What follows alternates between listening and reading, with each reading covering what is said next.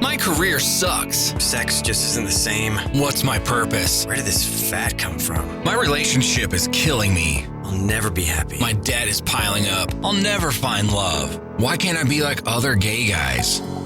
Hey guys, it's time to get a grip, stop whining, make a bold move, and do something amazing with your 40-plus gay life. Let's get to the show with your Tell It Like It Is host, Rick Clemons, who does his best to never act like a dick or a diva unless you act like one first.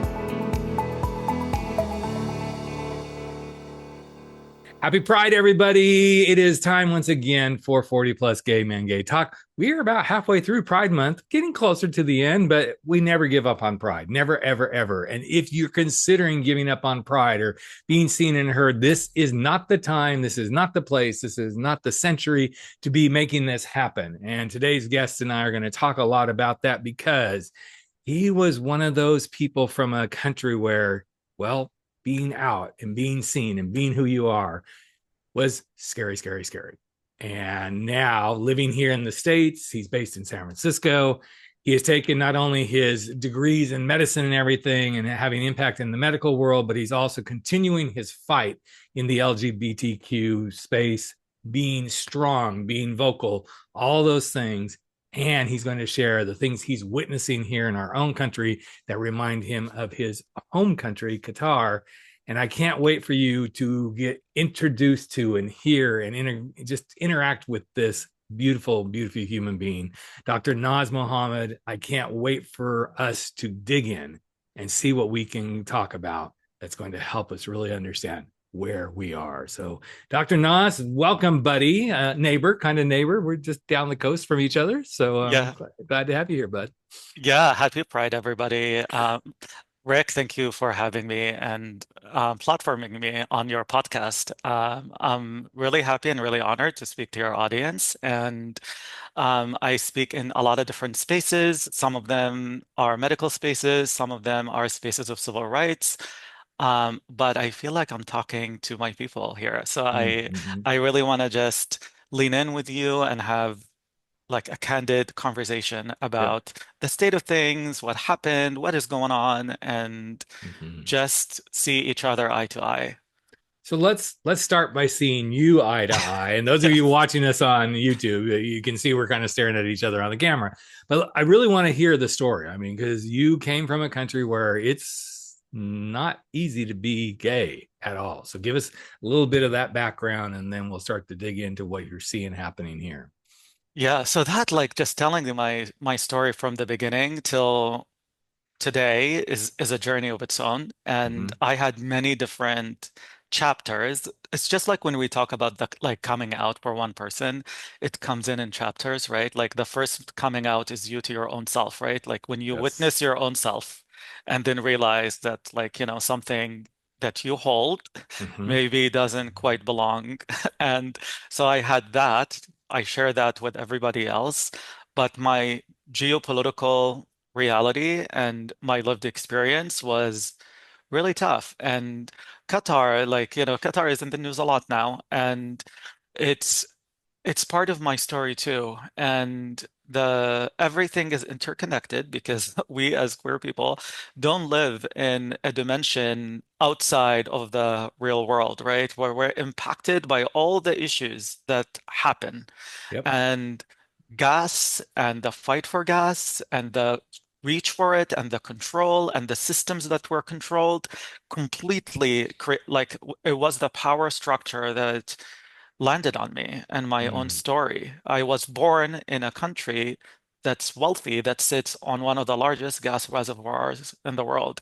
Yep. So that is part of the story. And the insane authoritarian control that was exercised on us really had to do with the fact that civil rights cannot be given to us, gay or not, just because we were just it's too expensive to give us that, frankly. Mm. And but then as I was going through my own story, I didn't realize that, right? So it's an authoritarian government structure and it uses religion to control people like a lot of governments do. So my flavor was Islam and I just grew up like for the like audience in the United States, I want to say it's like if you take Mormon culture with Amish culture and mesh them up and give them Islam as the religion, that's kind of how I grew up. And Mm, it was like it's just quite traditional and very ritualistic, very tribal.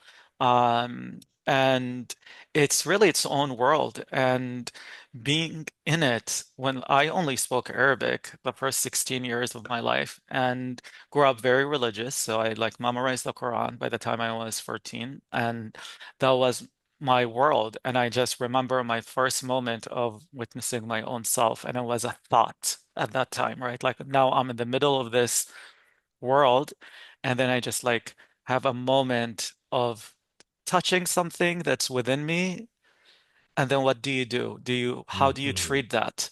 Do you apply everything? Do you apply the truth that you're told?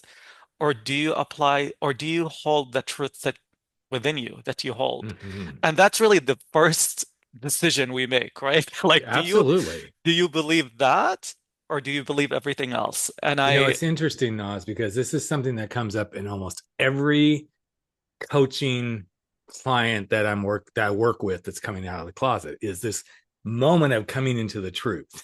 You know, they'll come in, they'll go, "Well, help me do this." I'm like, "Whoa, whoa, whoa, whoa, wait." We don't just here's the handbook, off you go, right? And we start with the moment of truth. How have you stepped into your truth? How have you accepted yourself? yeah, What is the battles you're having within? And I'm so glad you brought that up because yeah. it's a universe. I believe it. I hate to It coin the is. phrase. It's a universal truth for every It one of us is. who comes out. It is. And to me, like just taking a step back before I lean into my own thing, to me, like as a like now I work as an LGBT civil rights activist. I'm the president of L1 Foundation that represents the issue in the Gulf states. I Mhm. was on the platforms of Pride, right? I was the Grand Marshal of San Francisco Pride in 2023, and I served on the board for a couple of years. And I work on telling the story of us. And it is the story of us. It is the story of humanity, and we're not there yet. Like in a global scale, like we Nope. haven't all agreed that our story is the story of humanity, and it's that plea is everywhere, even if it's in languages we don't speak. And that is where I come in because I really represent a lot of people that don't speak like this language here, Mhm. but they do hold that plea. It looks different in our cultural context, and it looks different within our society, but it's there. It's the same plea. It Th- is. It's so strong because this just recently happened.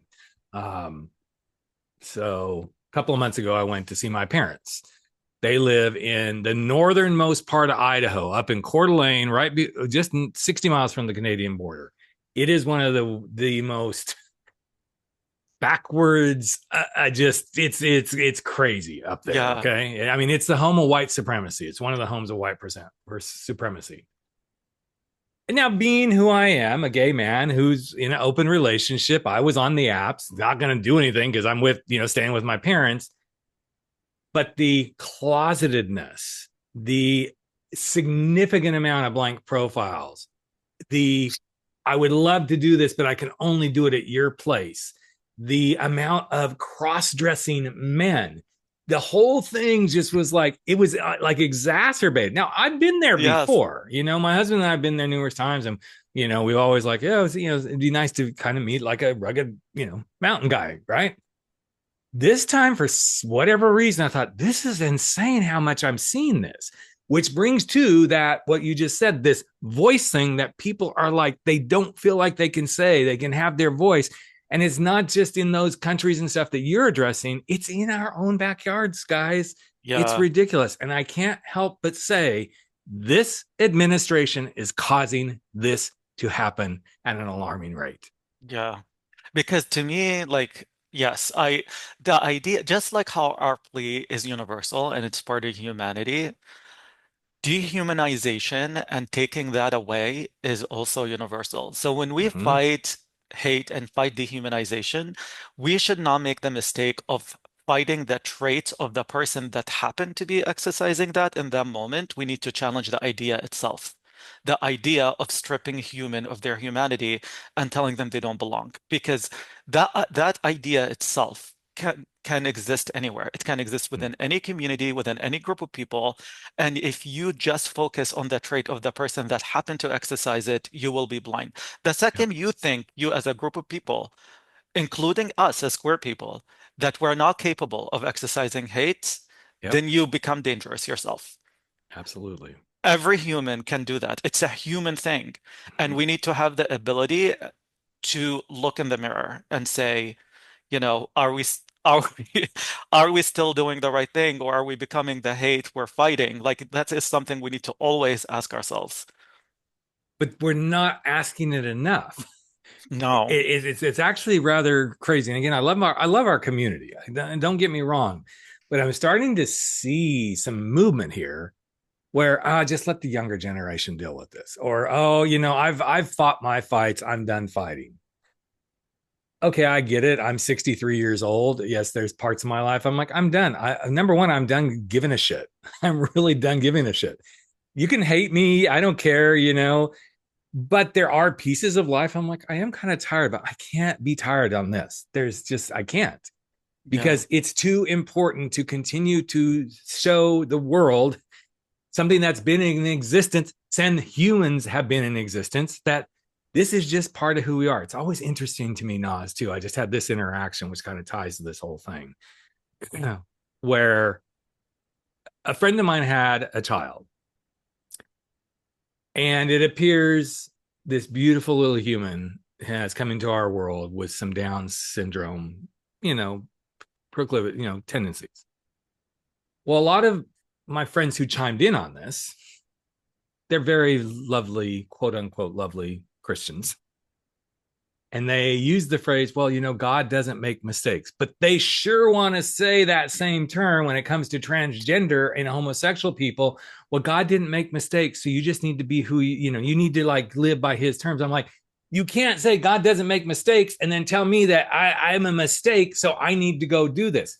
If this is who I am, God didn't make this mistake. And these are those moments where I feel like we have to continue to bring our voices. So as you came through your own voice and your own country and realizing that, this authoritarian regime was not a place for me, what started to shift and what got you to make the move? Wow, it wasn't just like one moment, right? Like to Oh, be, come on. You just snapped your I like, fingers, right? and now it is And exactly. now No, it is just like, give me a just like drink. that. Here we go. There were just so many because when you, and like the thing we share with people that like maybe don't accept us is um how we react to the hard truth. Because they react to it violently sometimes and with a reaction because accepting it means breaking narratives that they know. Mm-hmm. And we have to go on that same journey. So Mm-hmm. I'm empathetic to them in that sense Oh, because absolutely. I'm like, yeah, there is this thing that, well, what about this story? And what about our family? And what about this tradition? And what about, and I'm like, I just am. Mm-hmm. And I know it's the hard truth. And I know like we're just like are there witnessing what it is. And unfortunately for them, or for all of us in that context, is that they are willing to like protect that truth at any cost that they have and have constructed. Well, So let's the big, just bottom line this, Nas. Let's for a lot of those people, there's this truth, this belief. Okay, I'm gonna go to my own. I was raised Seventh Day Adventist, kind of evangelical, not real. I mean, it borders, and now I just consider all of them even more crazy because they all support Ding Dong in the White House, which just blows my mind. But anyway, um, it all comes down to if I allow this to happen, if God sees me allow this person to live and I don't try to quote save them, I'm losing my possibility of getting to heaven.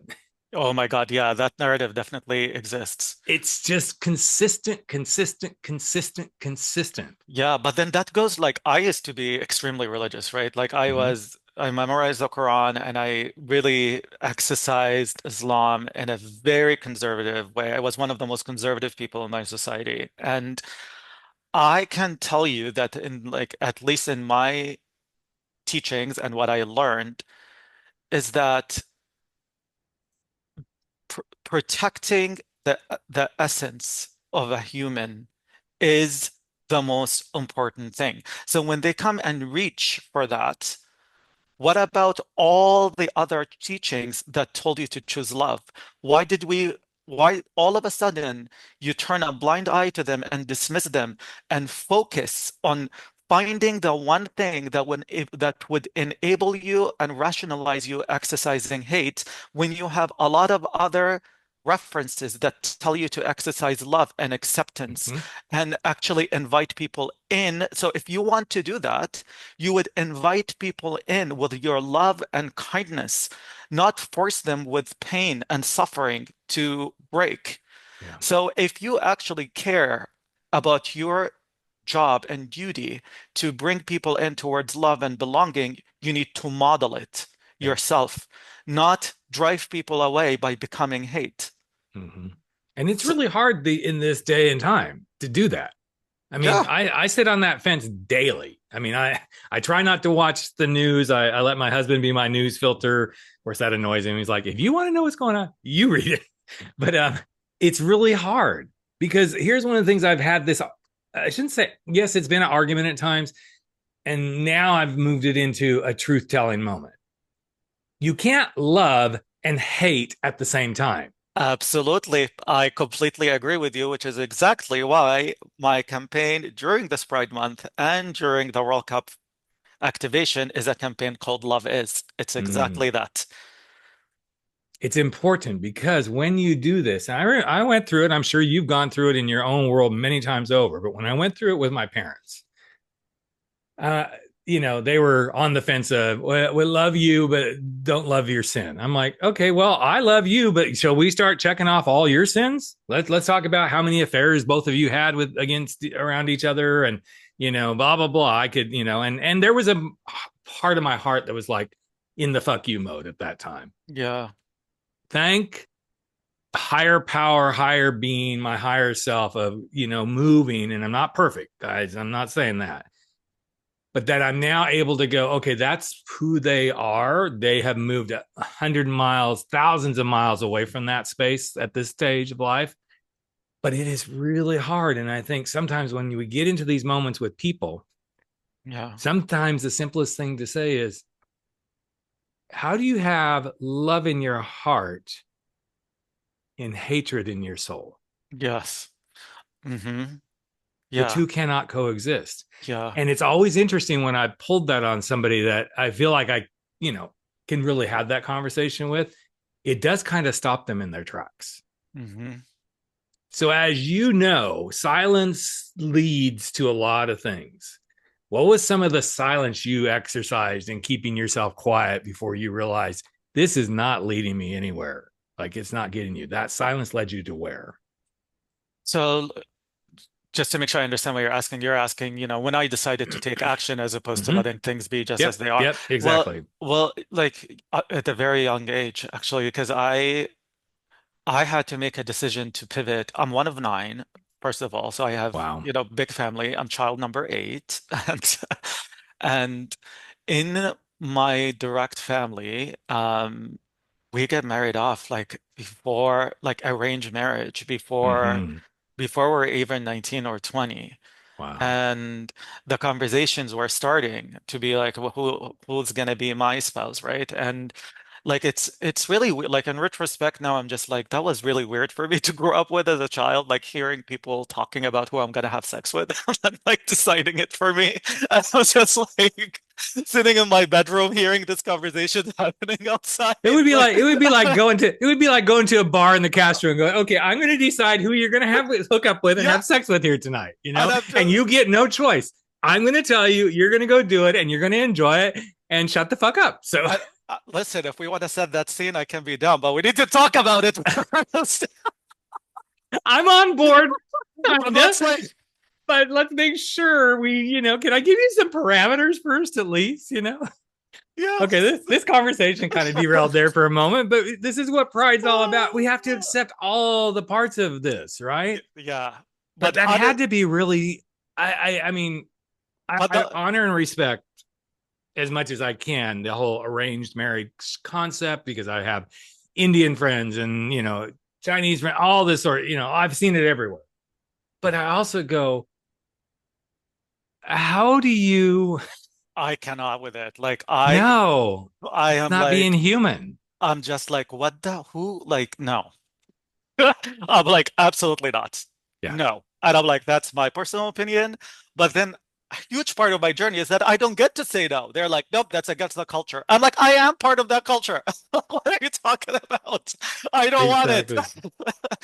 exactly. So anyway, so this was like a moment where I like witnessed my own self and I was like, oh, something is not feeling right. Hmm. And I was like, I think I'm gonna need. So I chose in that moment to protect what I felt, which was knowing that something is wrong. And, you know, at that time, there was no internet. Hmm. There was none of that for me. And I only spoke Arabic, literally did not know any other second gay person. Didn't even know the word for that in Hmm. Arabic, like none of that. I just knew that like my safety and like my truth wasn't aligned with whatever is happening. And Hmm. I decided my I had like the most extreme way to exit that. I decided to go to medical school. So I was Oh, if I can't be gay, let's be a doctor, okay? Maybe I'll get to see some dick while I'm, examining people. but I was like in my mind, I was like, listen, if I go on this like insane academic journey, I can tell my family I can't have a family. Like, like Right. family planning. And I was like, I have this other thing to do.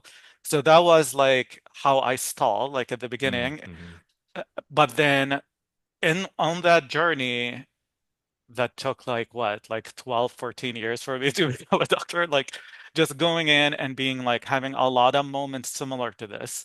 And it's a long story and I can list so many key events to you, but the common thing is that I had moments where I had to make decisions, whether they're professional, financial, or whatever it is. Right. And my guiding light is my own truth. I'm like, does it, would my essence be safe here? And Mm-hmm. it really was always about protecting that. And I was just on this journey of just moving myself from one space to another. I learned how to speak English. I moved to the United States, finished my training, moved to San Francisco, filed for asylum, and now I'm a citizen. But like going through that, it was just a journey of like continuing to pivot away from systems that wanted to hurt me. And like sometimes it had to do with my sexual orientation, sometimes with my race, sometimes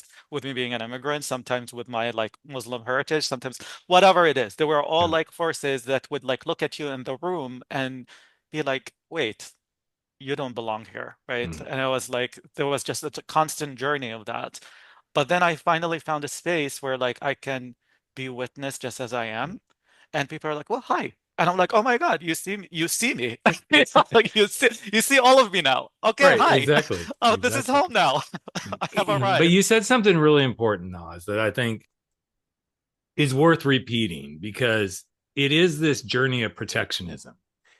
And each step that, my opinion, each step that we make towards living our truth is I'm protecting myself so that I can get to the place where I don't have to feel like I'm protecting myself anymore.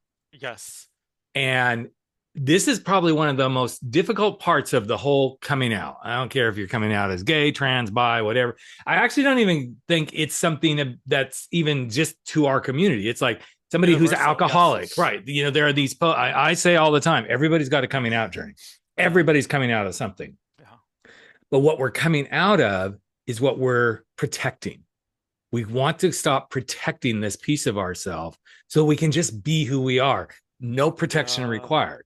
And Yes. right now, that is really difficult for our community and It others. I mean, is. it's not just the LGBTQ community. I'm talking, Hispanics, people from other countries, even asylum seekers. I mean, who knows what could go down these days, right? Yeah. But what I also believe on the flip side of that is silence will only lead to that being commonplace and accepted.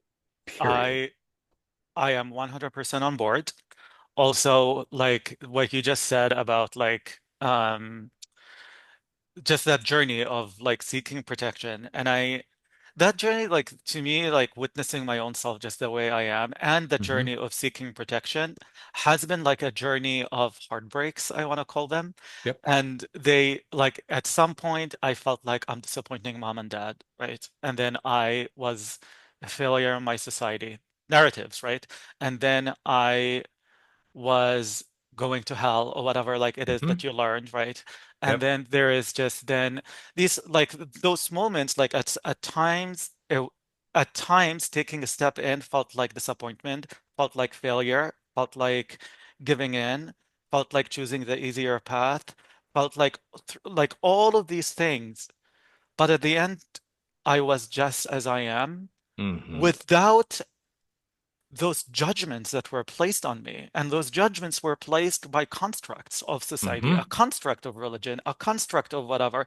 So the journey of me reaching in was a journey of me actually freeing myself from those systems that place definitions on what you just are.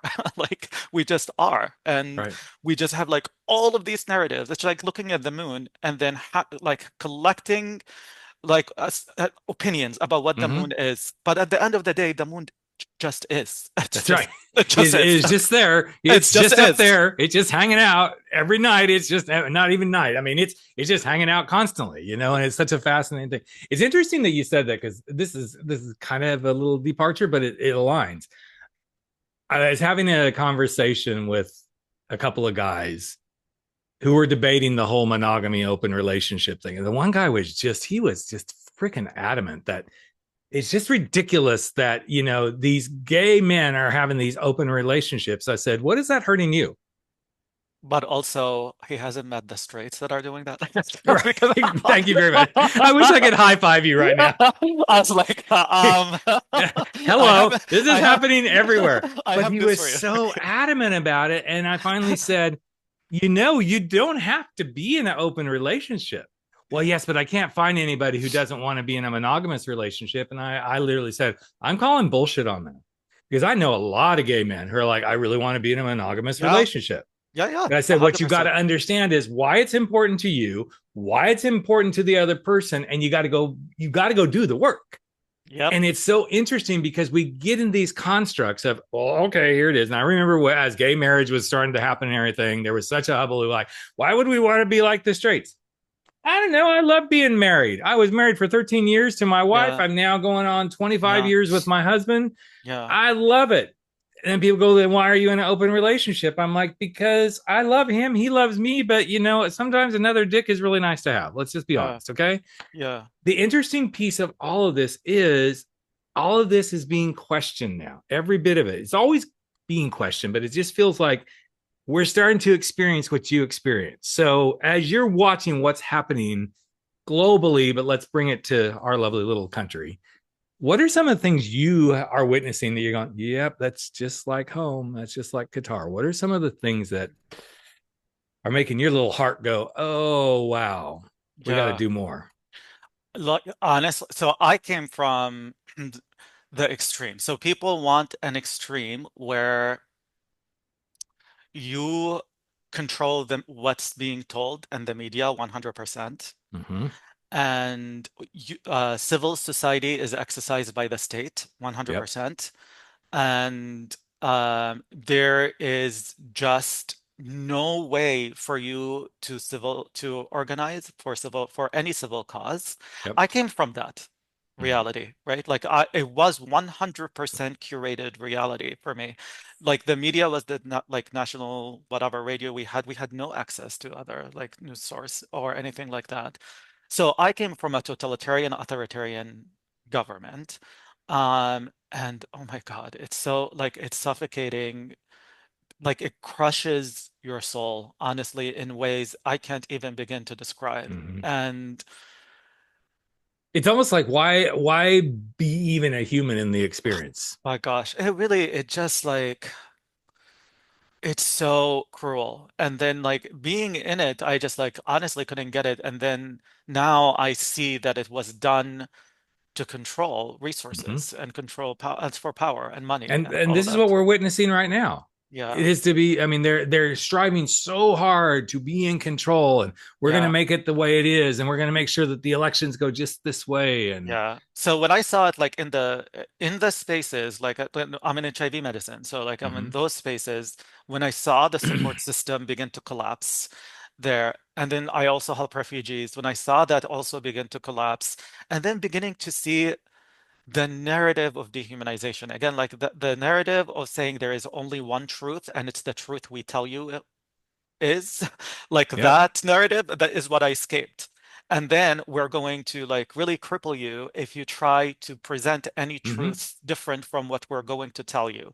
So the idea of protecting free speech and the idea, so that the freedom to believe, Yes. the freedom to choose for your body, Yep. and the freedom to choose who you want to have sex with. I don't care if you're gay or straight or anything, Right. because even the straights didn't have that freedom where I came from. They Hmm. didn't have the freedom to choose who they have sex with. Like, so it was like we had shared interests there to like fight together. And I'm just like, in principle, all of us globally right now, I think we're gonna have to like realign and say, you know, do we want to protect this as a principle or do we want to give this to the state to decide for us? Yep. And it's really scary for me. And I mean, when Qatar gave, Tr- Trump the jet, it's like I felt that in my stomach. I was like, oh boy. I can only imagine. I was like, oh God. And then when they like now formed like the Board of Peace or whatever it is, and they're on it, I'm like, oh God, like that is not just like But this this is is the not. thing. We kind of get stuck in our own little bubble here. So let's kind of go there. In our own little bubble here in the US, okay?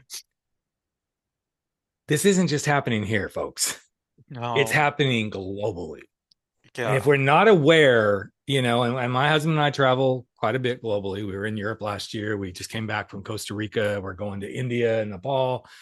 And I'm very aware of, okay, what is going on, because it's part of me making decisions. Yeah. Even going to Idaho, I hate to say it, and I did say this to my mother on this last visit. I said, here's my concern, Mom. And if they could, they could move if they wanted to. Okay. I said, here's my concern. Given the way Idaho is starting to do legislation and everything they're doing against rights and all of this dehumanizing, there will come a moment where I don't feel safe coming in to your state to Yeah. see you. And I don't Hmm. like that feeling because you're my parents. And she goes, I know, and I wouldn't blame you. I'm like, well, okay, Mom, do you get this? Do you understand what you're saying? Yeah. Uh, And I realize you're turning 80 and dad's 83 and you feel like you can't move. They could sell their house, make million plus on it. They could, I get it, but parents like, well, our doctors are all yeah. here, all this sort of stuff. But they don't like it. They bitch about it all the time. I'm like, how can you live in a world where you complain? At least there, you have the freedom to do something about it Exactly. until you don't. And that's the thing that's very concerning Yeah. is all of this is happening. So as you work with your advocacy work and everything, where do you see the hot, I mean, I know there's a million. So I hate to even ask Yeah. this question, but what are the hottest hot buttons right now that you feel like you and your team are working with? I'll tell you, it's the idea, like when people witness another human with any trait Mm-hmm. being stripped of their humanity, they don't think that this is something that's relevant to them. Mm-hmm. And Yeah, to me, if it's that's not the happening to me, it doesn't matter. And to me, that is so problematic because Yes. it comes down, even within the gay community. Literally, I would be like I had moments where I was talking to like another gay man from, I think it was like American or European, I can't remember. But I was talking about like issues related to Qatar fighting for LGBT rights. And he was like, yeah, it's for the people impacted to like fight for it. And I'm like, literally a gay man, and you Yes, think me fighting exactly. for LGBT issues in Qatar is not relevant to you. And I'm just Hmm. like, that I found that quite fascinating, but then also Like a gay man doesn't think, fighting for a lesbian is their cause, or like fighting for a trans person is their cause, or fighting for an immigrant is their cause, or fighting for a Mhm. person of color is their cause. But it is. It Because is. what we're fighting for is the mere idea of witnessing a human in front of you and saying you're less human because that idea itself is something that we all need to fight together. We can Mhm. have a discourse. We can have a discourse about how you are able to put me in your perception and your universe and your world and your belief system and your Mhm. geopolitics, but we're not going to have the conversation on whether or not I'm a human that belongs. Yeah. That I just am. And that, to me, that's where we're fighting now. Like we're losing so much that Yes. we're here now. And this, like, if we lose that, like, Yes. it would be so catastrophic in Well, ways. that's the scary part. Oh, it doesn't Yes. affect me. So, and it's so, I mean, this is kind of weird that I mean, this have popped in my head. So I was in your home airport, as we already discussed before we got on there, San Francisco airport a couple of weeks ago, flying to Costa Rica. We got there somewhat early, wasn't an early morning flight. And walking through, we decided to go to one of the airport lounges and hang out. And just before I went into the lounge, I saw this guy walking down the corridor, down through the airway, and he had the coolest shirt on. And I really wanted to hop out of line, but I'm like, well, I'm hungry and I want to get some food before I get on the plane. But he had this shirt on that said, dehumanizing, period. Do you get it? And I thought, that is such a powerful shirt because it really can evoke. It has nothing to do with being gay. I really wanted to go up to him and go, so I love your shirt. Why are you wearing this? Because I wanted to, like, okay, we can make the assumptions you're in the San Francisco airport. He must be gay. No, it could mean a lot of things, but I just loved the shirt because the message was very powerful. Yeah. Because I don't think a lot of people connect the dots. Just because you might not be trans, just because you might not be gay, and I've had that argument over and over with people. Yeah. I have a former person in my life, Catholic married to a Jew. Let's just go there, okay? Big supporter of this administration. I'm like, you don't get this, do you?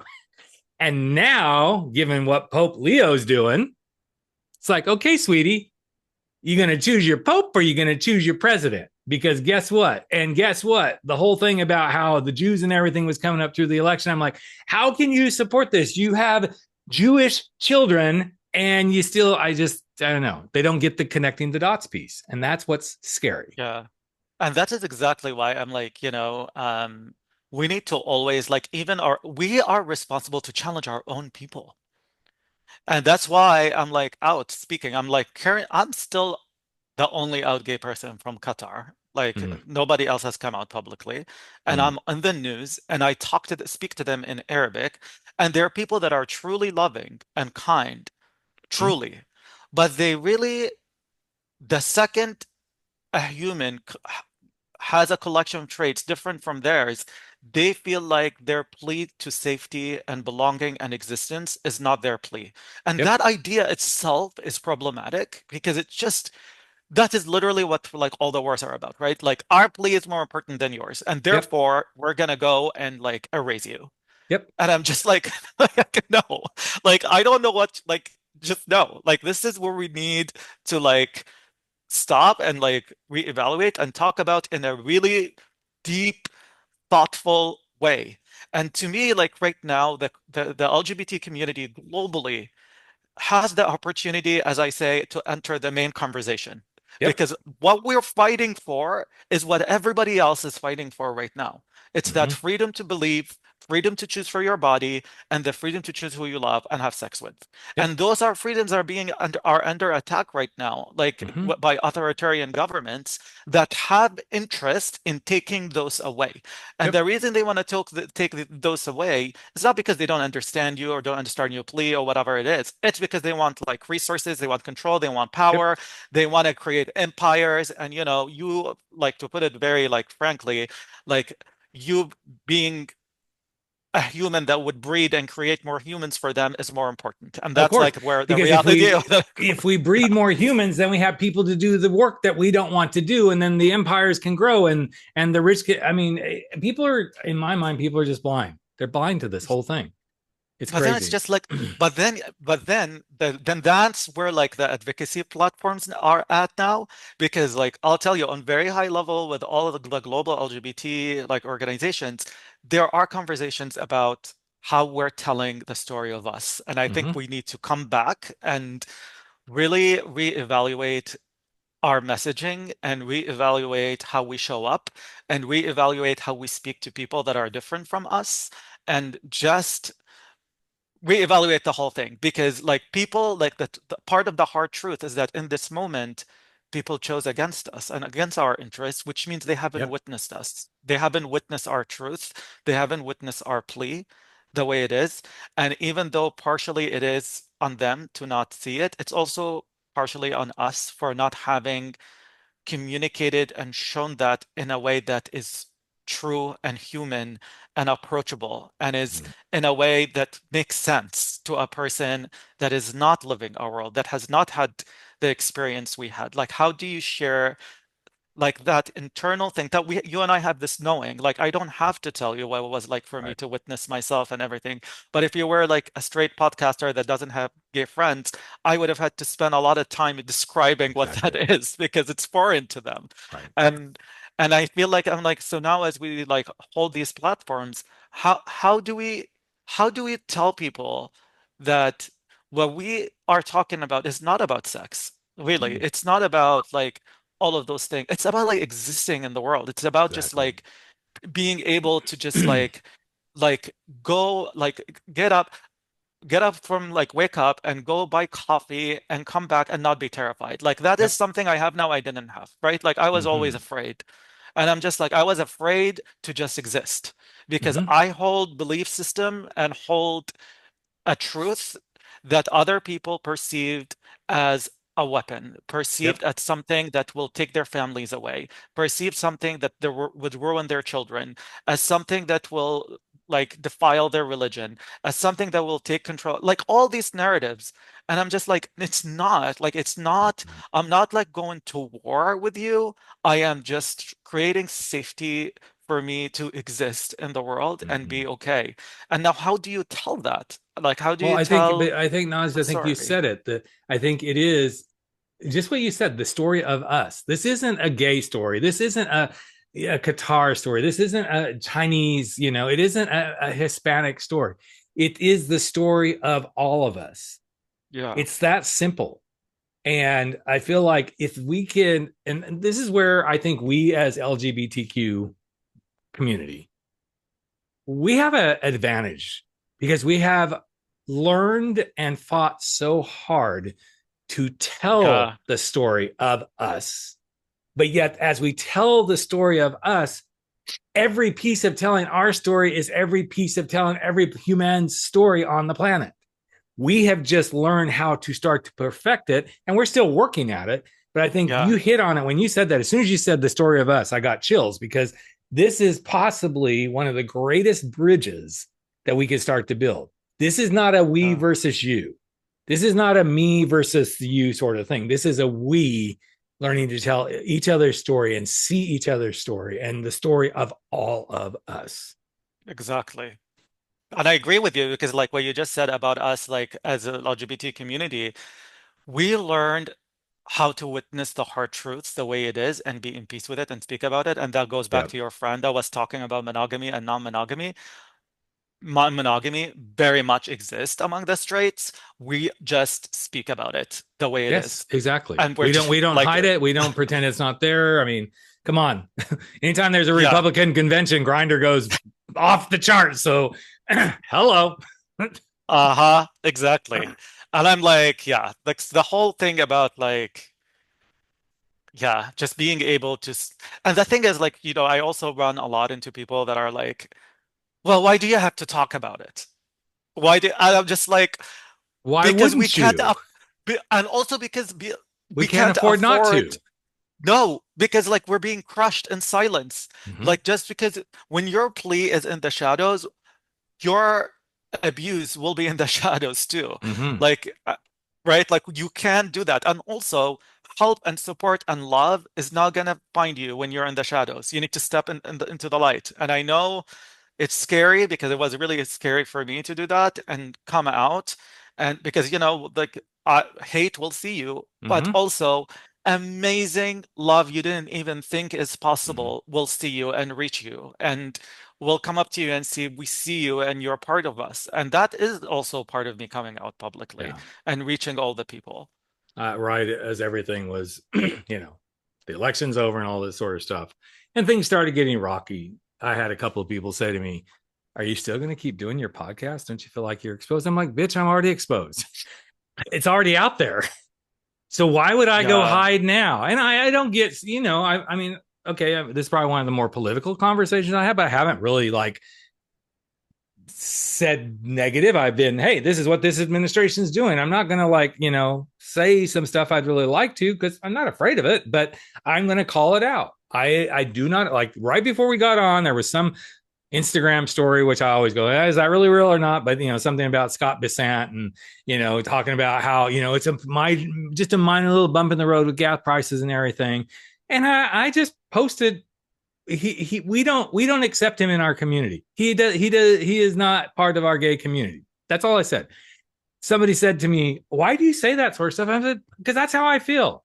He is one of those gays that I just like, you know what? You're so wealthy, you don't care. As long as your wealth is intact, you're good, and it's This just is this is this is literally the biggest challenge, like from the Gulf states, mm-hmm. because they're wealthy, like really wealthy. Yep. So I am definitely like that is definitely something I'm pushing against, like the Mm-hmm. wealthy gays Yep. there Oh yeah. that also they don't want to disrupt Yeah. Oh, let's not disrupt that. that. Interrupt my Yeah, because income. I'm like, just because abuse didn't reach me because I'm like in the top 1% now, you're problematic because you're bringing me like risk that I don't have to take, Right. even though their entire empire will collapse in a second. They're Mm-hmm. outed, like it would Yeah. all of it Exactly. will be gone. Like, and Yep. that's like where people just don't see how it's their issue Right. directly.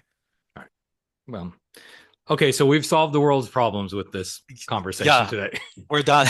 So now we can go sashay away our little award on the runway Yes. intact. And no, well, Nas, this has been a really heartfelt conversation. I'm so glad we connected. And I Me don't too. always say that. I just feel this was good. This is something that need to be said during Pride season. And again, guys, some gals that I know are listening to this, Pride doesn't stop in 1 month. Pride is every bit of the Yeah. year round and doing things. So if we could support you in the work that you're doing, I know you've got your Asura medical stuff. I know you've got the All One Foundation. How could listeners support you in what you're doing?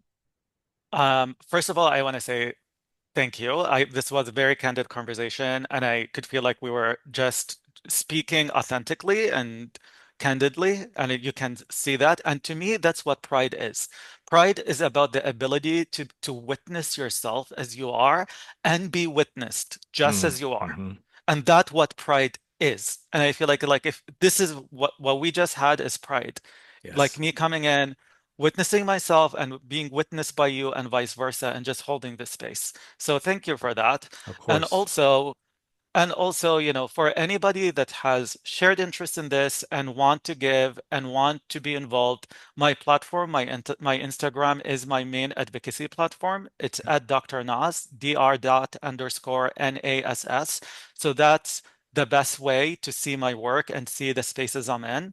And like you don't have like when you want to be involved, you don't have to go and do all the things I'm doing. You don't need to run in like an LGBT clinic and run a nonprofit and do all the things and speak on podcasts. You don't have to do all of that.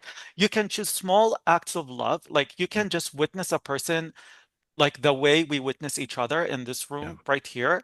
And this is change. This is Yep. how change happens. It happens in small rooms when we like choose. It's like when that your friend told you, why don't you take your podcast away? And you're like, Mm-hmm. no, I'm gonna keep it. That's change. That's how we do it. That's how we choose to like continue. That's how we choose to continue to have pride every day, not just in like settings. Because Mm-hmm. then when people continue to witness your truth, They know it's the truth. When they go have to make decisions behind closed doors, you will be on their mind because you're a person they witnessed. So I think what we did today is something everybody can do every day. I agree. And I'm going to build off of that with a shout out. I just recently got, here's the kismet and everything happening. I recently got a email from a listener that said, I love what you do from a small room that has global impact. So thank you, listener. I would shout out your name, but it just popped in my head. I'm not going to pause everything and go, wait, let me go find his name. But as soon as you said that, I'm like, oh, I got chills because a listener just used those words. And I think that's the important thing for all of us to remember this Pride season. We can go to Pride, we can go show up, we can keep being who we are, but it's the smallest things you do from the smallest part of your life that can have the biggest impact. I'm gonna tell you something. What's the difference between dancing and performing? And what's the difference between singing and putting on a show? And what's the difference between pride and a public demonstration? It's the truth, the hard truth. It's the authenticity. So carry that in whatever space you're in. Like, always hold on to that. Just the real hard truth, the way it is.